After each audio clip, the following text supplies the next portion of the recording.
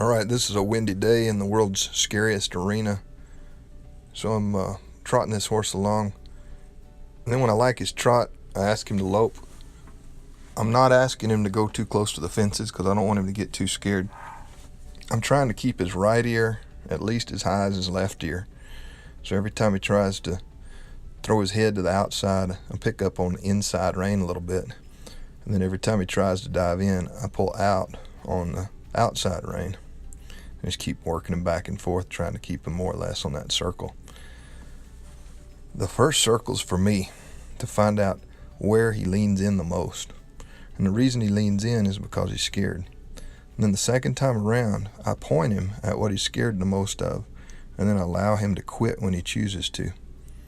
You can see there he chose to quit. And now he's still thinking, so I'm letting him sit and think. Now he's done thinking, so I ask him to walk one step. And now I'm telling him he has to go straight if he wants to go, but he doesn't have to go.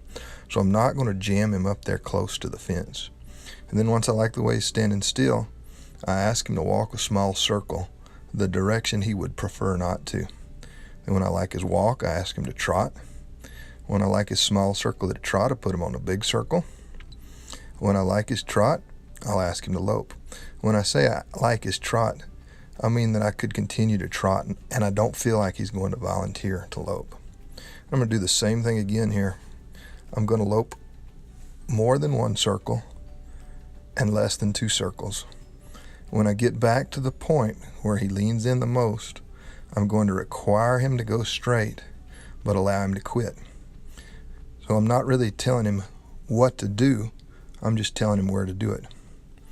And I've done this drill on him a few times, and you can see now when I quit riding, he stops right away.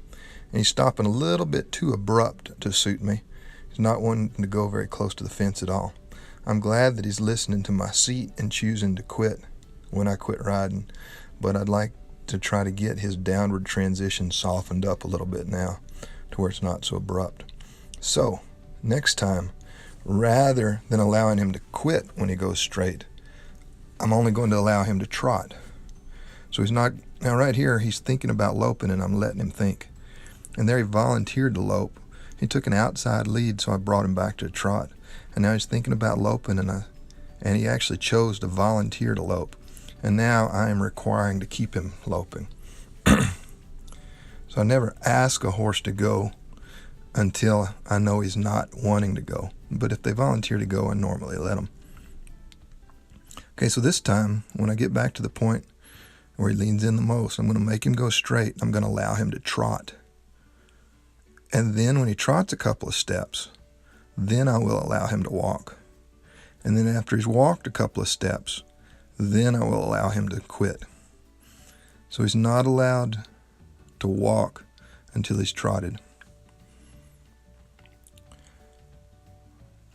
All right, so here you see me tell him to go straight, and he's allowed to trot. There he trotted, now he's allowed to walk. There he walked, and now he's allowed to quit. And I'll continue doing this drill, and this will get the horse straighter and straighter to where there's less and less bend in the horse, or lean in the horse, less and less lean in the horse.